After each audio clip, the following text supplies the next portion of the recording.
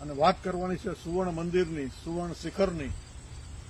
તો શિખર સામે જ્યારે આપણે જોઈએ ત્યારે કેટલી પાયાની વસ્તુ યાદ આવે. એટલે મને એમ છે કેટલી પાયાની વસ્તુ જે અત્યાર સુધી કોઈ જાણકારીમાં ઉપલબ્ધ નથી તેની વાત મારે કરવી જોઈએ, જેથી કરીને એક હિસ્ટોરિકલ કનેક્શન પણ બનેલું રહે અને એ ડોક્યુમેન્ટેશનનો ભાગ પણ બની જાય. શિખરનું કામ છે એ દૈવી કામ છે. દૈવી કામ માટે સૌથી પહેલા મનમાં સંકલ્પ થાય અને આ સંકલ્પ ઉભો થાય પછી એનું કામ શરૂ થાય.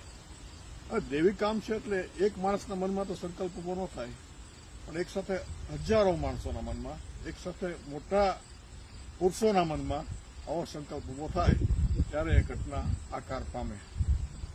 આમાં આ જે શિખર આપ જોઈ રહ્યા છો તે શિખરમાં એવું બનેલું કે સૌથી પહેલું એ સંકલ્પમાં આવ્યું કોના, તો કે છે સહજાનંદ સ્વામીના. વર્ષો પહેલા સહજાનંદ સ્વામી સુરતના કોઈ વિસ્તારમાં વિચરણ કરતા હતા ત્યારે એને એક મોટો તાંત્રિક સંબંધે ફરિયાદ મળી કે ભાઈ એ ભક્તિ તો કરે છે પણ એની જે ભક્તિ કરવાની રીત છે, મેથડ છે, તંત્રની છે અને એને પરિણામે કેટલા લોકોને સહન કરવું પડે છે. સહજાનંદે એને નાથ્યો, સ્વામીજીએ સાચો ધર્મ સમજાયો અને પોતાના સંપ્રદાયમાં એને લીધો. ત્યારે એ તાંત્રિક એવું બોલ્યો હતો કે મારે હું તાંત્રિક છું એ વાત સાચી, પણ મારું પૂજનનું સ્થાન છે એ મંદિર છે, અંબાજીનું મંદિર છે અને હું ત્યાં પૂજા કરું છું. મારા સુરતની આજુબાજુ કોઈ વિસ્તારમાં હશે એનું નાનું મંદિર, ત્યાં આપ પધારો અને દર્શન કરો.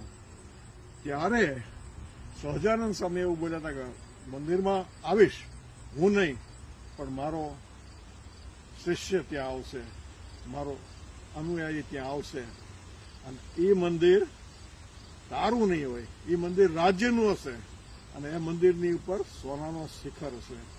આવું સહજાનંદ સ્વામી એક તાંત્રિક પાસે બોલેલા એના ઇતિહાસમાં. હવે એટલે પહેલો સંકલ્પ ત્યાં થયો અને પરિણામ એવું થયું કે પ્રમુખ સ્વામીના હાથે આ કામ પૂરું થયું. અને જે ચડાવવાનો છે, શિખર ચડાવવાનું, જે શિખર ઉપર સોનું ચડાવવાની જે પ્રોસેસ હતી એ પહેલા પ્રમુખ સ્વામીએ પૂરી કરી અને અહીંયા આવ્યા, પોતે પૂજા કરી અને પછી એ શિખર ઉપર સોનાનો મંડપ ચડ્યો. બીજી એક આપણને મને વાત યાદ આવે છે એ છે હડિયાખંડી મહારાજની. હડિયાખંડી મહારાજ જે શમી કપૂરના ગુરુ હતા તે અહીંયા દર્શન કરવા ઘણી વાર આવતા. ત્યારે મંદિર તૂટેલું, બધા બારણાઓ આ જૂના હતા ત્યારે ઉપરનો ભાગ તૂટી ગયેલો, પથ્થરો બધા વેરાયેલા પડેલા.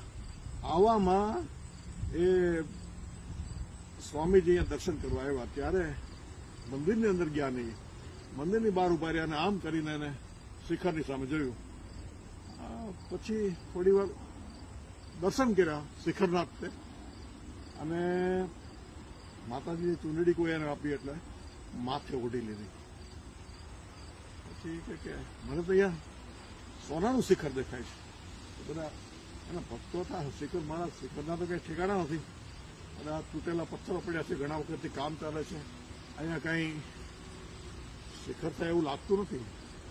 ત્યારે હડિયાખંડી મહારાજ બહુ એક સરસ વાત બોલેલા કે દર્શન એટલે સમયની આરપાર જોવું.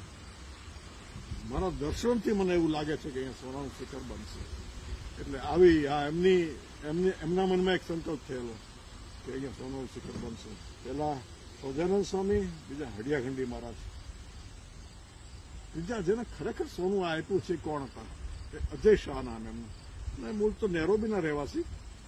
આ અહીંયાથી કેટલાય માઇલો દૂર નેરોબીમાં એનું કામકાજ, મોટો ધંધો, નેરોબીના મોટા ભાગના બેંકો અને પૈસાનો વ્યવહાર એમના હાથમાં.